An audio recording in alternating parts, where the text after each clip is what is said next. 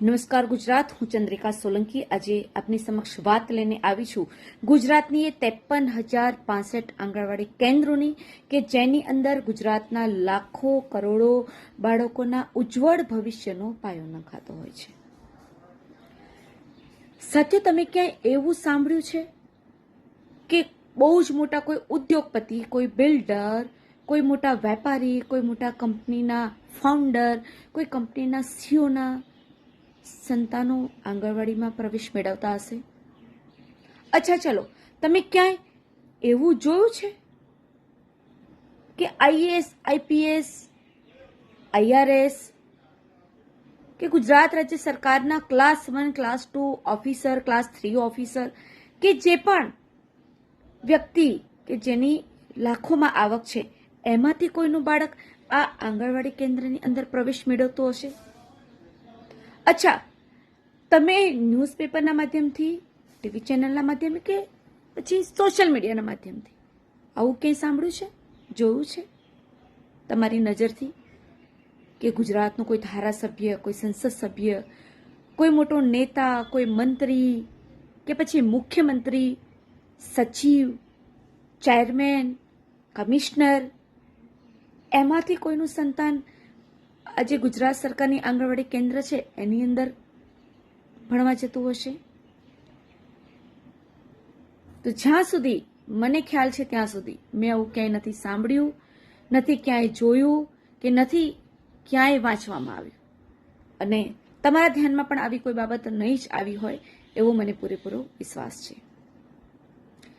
કારણ કે અમીરોના જે બાળકો છે એ બાળકો તો play school, nursery, senior KG, junior કેજીની અંદર જાય છે કે જ્યાં સુંદર અદ્યતન સુવિધાથી સજ્જ બિલ્ડિંગ હોય છે ને જેની અંદર એમના બાળકોનો માનસિક વિકાસ થાય, શારીરિક વિકાસ થાય, બૌદ્ધિક વિકાસ થાય, એવી તમામ સુખ સુવિધાઓ ત્યાં ઉપલબ્ધ છે. તો પછી સવાલ એ થાય છે કે આ ગુજરાત સરકારની 53,065 આંગણવાડી કેન્દ્રો આવેલા છે એની અંદર કોના બાળકો જઈ રહ્યા છે?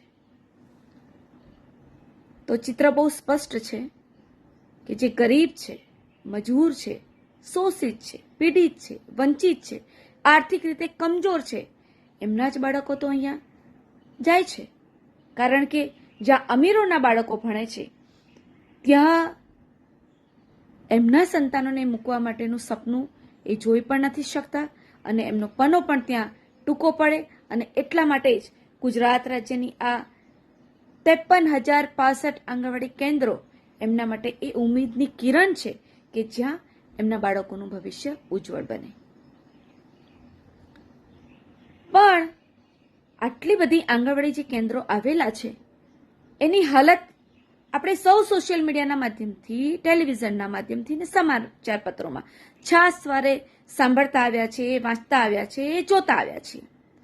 ક્યાંક આંગણવાડી કેન્દ્રોની હાલત જર્જરિત છે, ક્યાંક આંગણવાડી એવી જગ્યાએ આવેલી છે કે ત્યાં ગંદકીના ઢેર છે, કાદવ કીચડ છે, રસ્તા બિસ્માર છે કે જ્યાંથી બાળકોને આવવામાં ઘણી બધી મુશ્કેલી પડે છે. ઘણી આંગણવાડી કેન્દ્રો એવી છે કે જ્યાં ગાય ભેંસોના ગમાણ છે અને એની બાજુમાં આંગણવાડી છે, દારૂના અડ્ડાઓની આસપાસ આંગણવાડી કેન્દ્ર આવેલા છે. તો આ જે આંગણવાડી કેન્દ્રની હાલત છે એને સુધારવા માટે કેન્દ્ર સરકારે આંગણવાડી પોષણક્ષમ મિશન અંતર્ગત વર્ષ 2022 થી 2024 દરમિયાન 2,039 કરોડનું ભંડોળ ફાળવ્યું. આ ચાલી રહ્યો છે 2025 અને અત્યારે સંસદ સત્ર ચાલી રહ્યું છે દિલ્હીમાં. તો આ સંસદ સત્રમાં ગુજરાત સરકારે જવાબ રજૂ કર્યો કે 2,039 કરોડ જે ફાળવ્યા હતા એમાંથી 828 કરોડ વણ વપરાયેલા પડ્યા છે, એટલે કે એને વાપરવામાં આવ્યા જ નથી.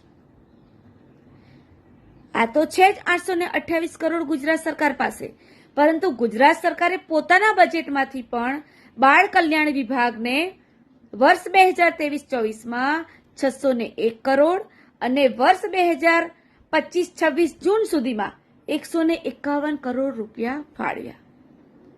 એટલે કે કેન્દ્ર સરકારના 828 કરોડ અને રાજ્ય સરકારે ફાળવેલા 601 કરોડ અને બીજા 151 કરોડ, જે 2025-26 જૂન સુધીના. એટલે ટોટલ 1500 કરતા પણ વધારે કરોડોનું ભંડોળ ગુજરાત સરકાર પાસે અત્યારે હાલ એમની તિજોરીમાં પડેલું છે. તો સવાલ એ થાય છે કે આટલી બધી આંગણવાડી કેન્દ્રોની હાલત ખરાબ છે, જર્જરિત છે, તો એને સુધારવાનું કામ કેમ હાથ ઉપર લેવામાં નથી આવતું? ગુજરાતની જે ટોટલ 53,065 આંગણવાડી કેન્દ્રો છે, એમાં સાથે હું આપને જણાવી દઉં કે 10,181 આંગણવાડી કેન્દ્રો ભાડાના મકાનમાં ચાલી રહી છે. એમાંથી 628 આંગણવાડી પંચાયતના મકાનમાં ચાલે છે. કોમ્યુનિટી હોલમાં 1,798 આંગણવાડી કેન્દ્રો ચાલી રહી છે.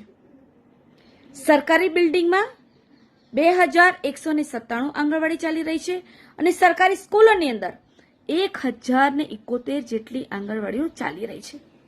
તો તમારી પાસે ઓલરેડી આટલા બધા કરોડ રૂપિયા, 1,500 કરોડ કરતા પણ વધારે ગ્રાન્ટ પડેલી છે, ભંડોળ પડી રહ્યું છે, તો આટલી બધી ભાડાની મકાનની અંદર આંગણવાડી કેન્દ્રો ચલાવવાની ક્યાં જરૂર છે?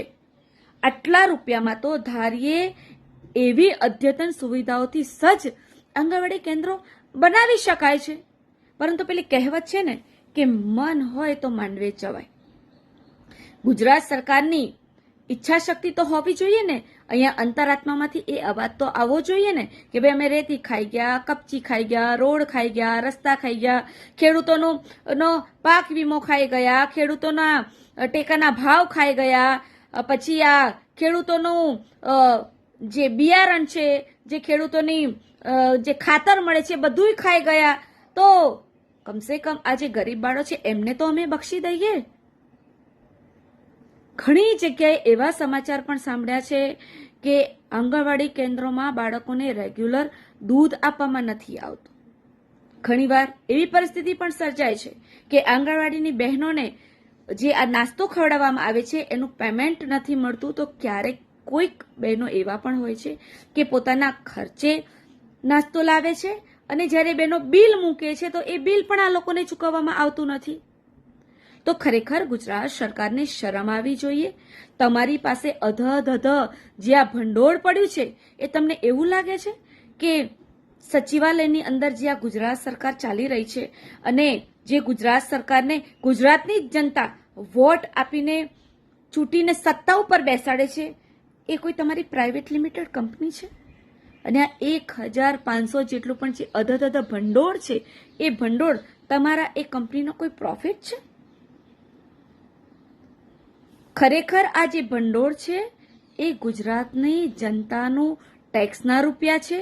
આ જે બજેટ ફાળવ્યું છે એ ગરીબ બાળકોના વિકાસ માટે ફાળવ્યું છે.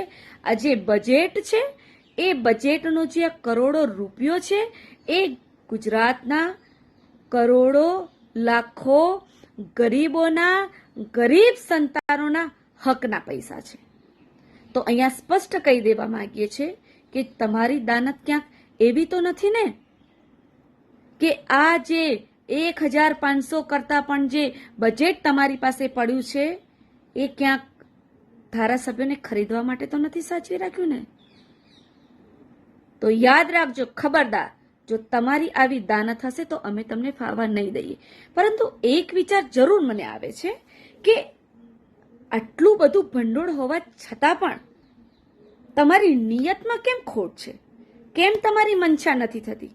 એવું તો નથી ને? કારણ કે જો અમીરોના બાળક તો નર્સરી, પ્રે સ્કૂલ, સિનિયર કેજી, જુનિયર કેજીમાં જાય છે જ્યાં એમને અદ્યતન સુવિધાઓ મળી રહી છે અને ત્યાં એમનો માનસિક અને બૌદ્ધિક વિકાસ ખૂબ સારો થવાનો છે, કારણ કે એમાં એ લોકો ફી પણ એવી આપે છે. એટલે ત્યાં તો એમના બાળકોનું ભવિષ્યનો જે પાયો છે એ ખૂબ જ મજબૂત થવાનો છે. અને એ જ બાળકોનો જે પાયો મજબૂત થઈ રહ્યો છે એ થકી એમાંથી કોઈ વેપારી બનશે, કોઈ ઉદ્યોગપતિ બનશે, કોઈ બિલ્ડર બનશે, કોઈ કંપનીનો સીઓ બનશે, કોઈ ચાર્ટર એકાઉન્ટ, કોઈ ખબર નહીં શું બનશે. એમાંથી કોઈ બાળક, જે અમીરોના બાળકો છે એમાંથી કોઈનું પણ સંતાન મનરેગામાં કામ કરવાનું છે? નથી કરવાનું. અમીરોના જે બાળકોનો પાયો મજબૂત થઈ રહ્યો છે, કે જે સુવિધાઓ લઈ રહ્યા છે, જેમનો વિકાસ થવાનો છે, એમાંથી કોઈનું પણ સંતાન કોન્ટ્રાક્ટ સિસ્ટમ આઉટસોર્સની નીતિનો શિકાર બનશે? ક્યારેય નહીં બને. તો પછી એ લોકો બહુ એક સારા મુકામ પર પહોંચશે, કોઈ ઉદ્યોગપતિ બનશે, કોઈ વેપારી બનશે. તો એવું તો નથી ને કે એ લોકોની ગુલામી કરવા માટે આ જે તૈયાર થઈ રહ્યા છે બાળકો અમીરોના, એમનું જે ભવિષ્ય તૈયાર થઈ રહ્યું છે, એ લોકોના નોકર બનાવવા માટેની તો તમારી ગણતરી નથી ને. કારણ કે તમને ખબર છે કે આ લોકો ભણશે અને આ લોકો આગળ આવી જશે તો પછી ગુલામી કોણ કરશે, મજૂરી કોણ કરશે? કારણ કે આ SC ST OBC માઇનોરિટીના જ બાળકો આંગણવાડીની અંદર આવી રહ્યા છે અને તમે ઈચ્છતા પણ નથી કે આ સમાજ, આ વર્ગ અને આ વર્ગના બાળકો આગળ આવે. એટલા માટે જ તો તમે આ 1500 કરતા પણ વધારે કરોડોનું જે બજેટ છે એ તમે ખર્ચી નથી રહ્યા. કારણ કે આમના બાળકો જો આગળ આવી જશે તો પછી તમને એવું છે કે પછી અમારા ઝંડા કોણ પકડશે, અમારી રેલીઓમાં કોણ જશે, અમારી જય જયકાર કોણ કરશે, અમારો પ્રચાર કોણ કરશે. તો અહીંયા ગુજરાત સરકારને પણ કહી દેવા માંગીએ છીએ કે જે પણ ભંડોળ તમારી પાસે પડ્યું છે એને ઝડપથી આ ગુજરાત રાજ્યની તમામ આંગણવાડી કેન્દ્રો છે, 53,065 જેટલી, અને આ લાખો ગરીબ બાળકોના હકનો પૈસો છે, જનતાના ટેક્સનો પૈસો છે, તો એને વાપરવામાં આવે, ખુલ્લા મનથી વાપરવામાં આવે, પાય વાપરવામાં આવે અને તમામ આંગણવાડી કેન્દ્રોને અદ્યતન સુવિધાઓથી સજ્જ કરવામાં આવે, ભૌતિક સુવિધાઓથી સજ્જ કરવામાં આવે, એમને પોષણક્ષમ આહાર રેગ્યુલર આપવામાં આવે.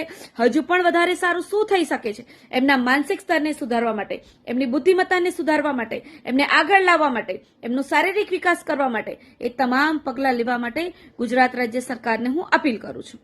અને આ વિડીયો જે પણ મારો જોઈ રહ્યા છે એ તમામ લોકોને હું આહવાન કરું છું કે આપ જે ગામમાં રહો છો, જે શહેરમાં રહો છો, એની આસપાસ જ્યાં પણ તમને એવું લાગે છે કે આ આંગણવાડી કેન્દ્રની હાલત જર્જરિત છે, આ આંગણવાડી કેન્દ્રની હાલત ખસ્તા છે, આ આંગણવાડી કેન્દ્ર કોઈ દારૂના અડ્ડામાં અને આસપાસ છે, કોઈ કાદવ કીચડ ગંદકીમાં છે, તો જરૂરથી મારો સંપર્ક કરો. મારો સંપર્ક નંબર છે 70 160 32 344. તો આ સંપર્ક નંબર ઉપર મને તમામ સત્ય હકીકત જણાવો.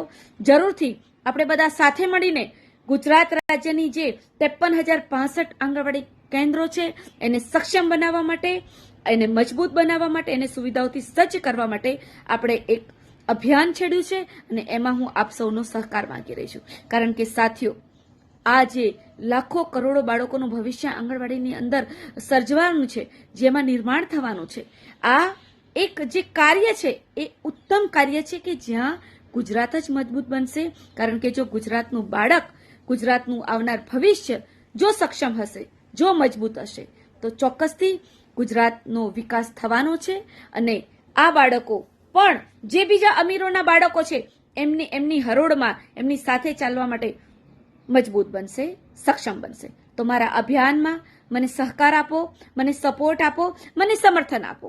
હું પૂરા મારા અંતર આત્માથી આ કાર્યને સફળ કરવા માટે, આંગણવાડી કેન્દ્રોને સક્ષમ બનાવવા માટે, ગરીબ લાખો બાળકોનું જે ભવિષ્યનું નિર્માણ થવાનું છે અને એમના હક અને અધિકારનો, જનતાના ટેક્સનો જે રૂપિયો છે એ પૂરેપૂરો ખર્ચાય, વપરાય, એના માટે હું આગળ કાર્ય કરી રહી છું. તો ફરીથી આપ સૌનો સહકાર માંગી રહી છું.